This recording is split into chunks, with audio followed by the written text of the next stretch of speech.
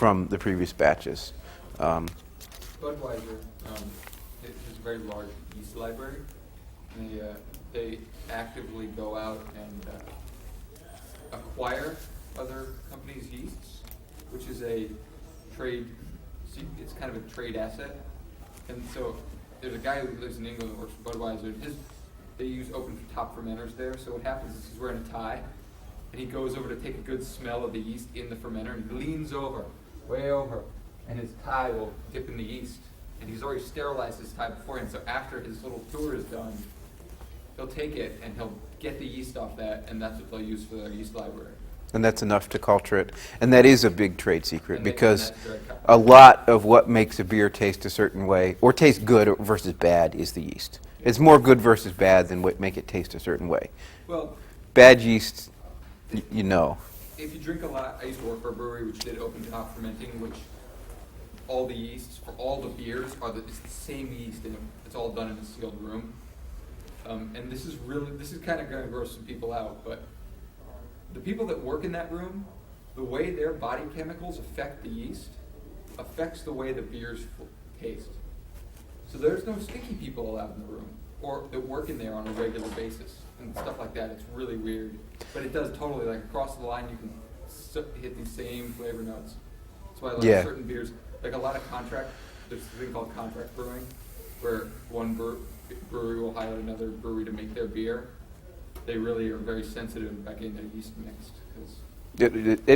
It's a strange thing, and I have good yeast in my house.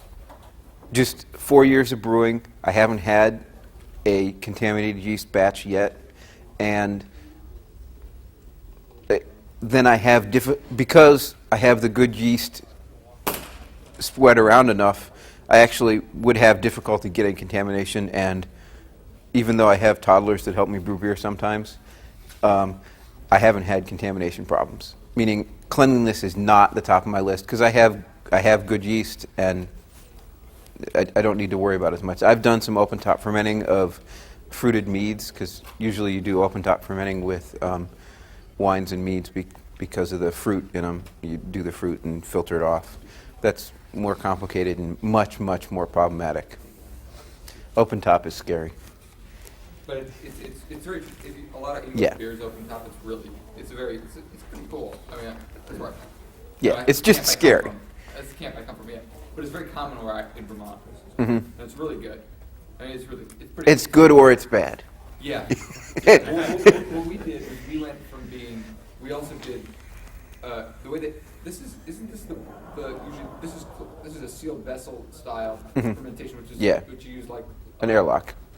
Which they use in Germany a lot, and they use it they use it for like Budweiser and a lot of other beers.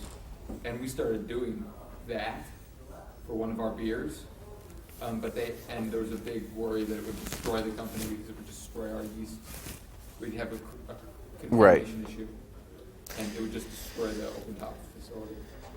I don't know how that would affect. I mean, I haven't made open top beer because I don't want to waste the whole batch.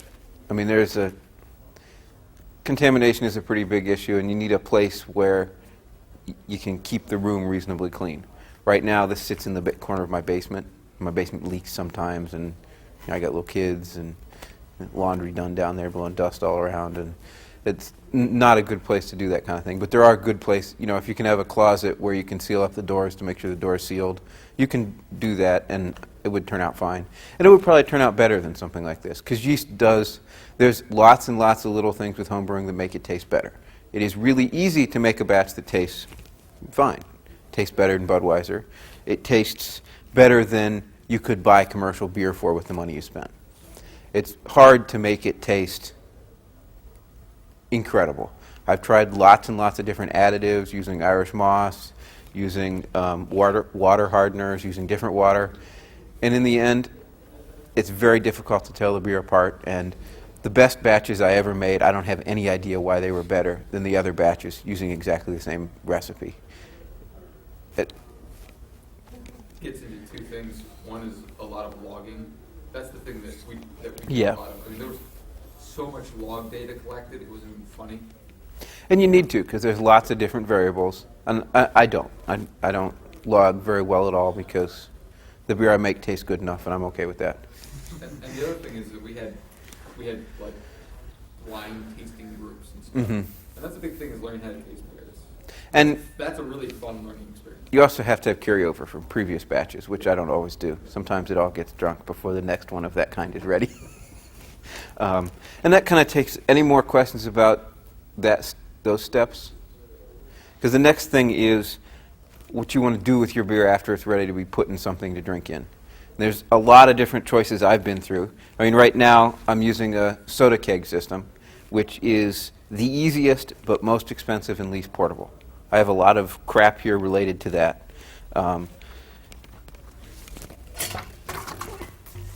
Soda kegs, you need a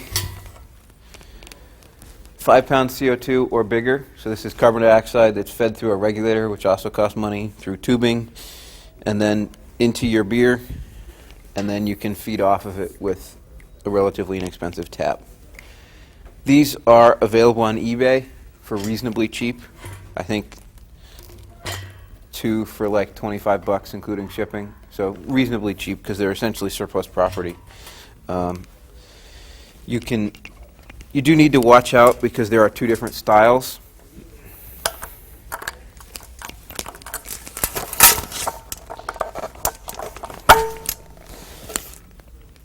There, the pin lock and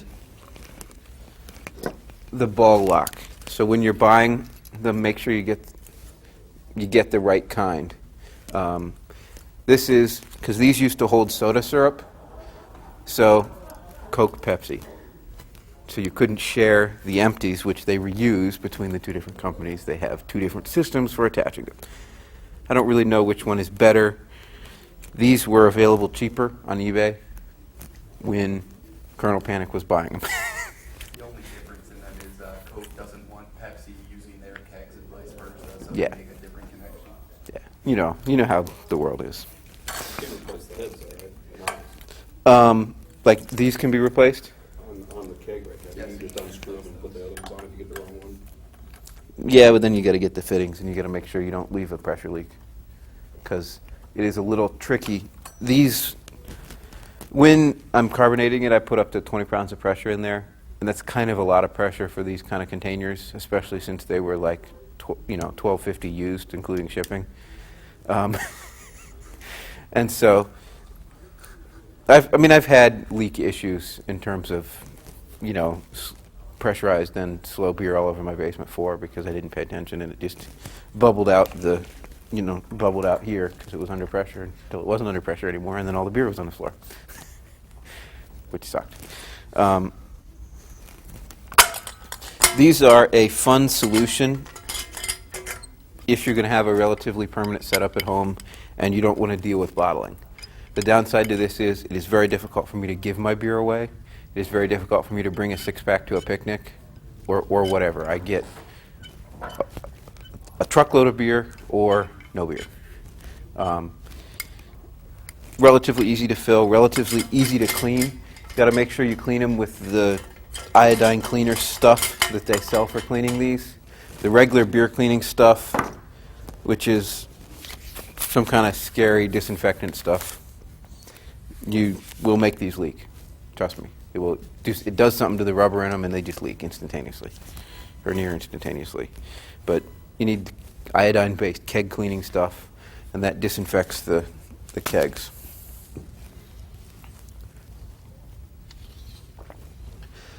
The next also expensive but easier to deal with solution is you've probably seen things this size at the store carrying, I don't remember what sells in it now, but I think Molson, they sell them in the Heineken, Foster's, yeah. 5 liters, you can get a tap system for them. So this takes the CO2 cylinders, you screw it in here and it pops them, and then you get a tap system for these. 5 liters at a time, so you end up doing like 4 of these for a whole batch of beer and then a 6-pack of bottles. That is kind of useful, but this is a very expensive system to run because You tend to use 1 or 2 of those CO2 things for every single jug, and they're like 75 cents each, and that adds up quick.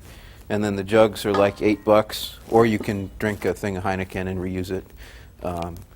And then this is like 60 or $80. And so, It's an expensive tap. yeah, this whole setup is like 120. 50 for a regulator. Yeah. Deposit For the container jug. itself, Yeah. and then nickel and dimes for the rest. But this is also a lot cheaper to refill. This is 5 pounds of CO2. It'll do more than 10 of these for $8 in CO2. So, and you just take it there and get it refilled. Very inconvenient if you run out during the weekend, because the places that do these tend to be welding shops and have like 8 to 4:30 hours. That part sucks. Smaller and easier than that, probably the easiest solution is these bottles. They're kind of expensive to buy, or you can just drink a bunch of beer that comes in the Grolsch bottles. But your only real expense is occasionally getting new rubber gaskets. You're supposed to do it every time, but you don't need to. Just clean them, and they're fine.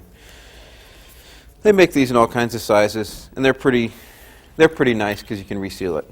When you're actually putting the beer in the bottles, it's not carbonated by CO2, so you either need to reserve some of your wort or add corn sugar in order to sweeten it up a little bit so that the yeast goes to town again and produces your bubbles. That's how, if you add what they call priming sugar, which comes with the kits, I believe it's corn. It's a very fine powder that dissolves very easily, and then you're no longer making Bavarian Purity Law beer, but who cares? It doesn't really affect the taste that much. You don't have to use it if you use one of the systems that carbonate by CO2 from a jug. The other option, which is incredibly tedious to do 2 cases of these, is regular bottles. Easy to get plenty of these. I never had to pen. I just asked my family, hey, can I have some bottles? And I think I have 10 cases of bottles in my basement. I like Corona bottles because I can see when they're clean when I'm washing them. Lots of people don't because light does damage the beer over time, so you got to keep the beer in a dark place if you're using clear bottles. But then you can really see if it's clean, and that's awfully useful because you have a party, you always end up with bottles with cigarette butts in the bottom. There's just nothing that's going to nothing's going to stop that. If you're going to put it in bottles, you need to get one of these. It's a bottle capper. These are like 30 or 40 bucks, so it's another expense. The Best Yet kits come with priming sugar and with caps, so I probably have 1,000 caps at home because I'm not bottling anymore with this. This is pretty easy to do. It's just going to take you about 2 hours, and you're going to make a giant mess because you got to, from one of these, gradually siphon into a bunch of these until they're about yay filled up, into about 50 of these until they're about yay filled up, and then cap them all without spraying beer everywhere. That gets old fast. That's why I have all the other solutions, because I got tired of bottling. Questions? I answered all your questions? Okay. More beer? How much did you budget for like the very first time if you want to like try it? 120 bucks. 140. What I told Colonel Panic, who I recently took him to the store to buy all this stuff, was buy one of these, buy an airlock, buy a secondary fermenter, glass 5-gallon one of these, smaller so there's less air in it after the fact. Get one of these things. And then get a bottling solution, whatever you want to do. Bottling solutions vary a lot in cost depending on what you want to do. From this kind of a solution, which really out the door you're talking 200 bucks, to this kind of solution, which you can do for 30 bucks because all you got to buy is one of these.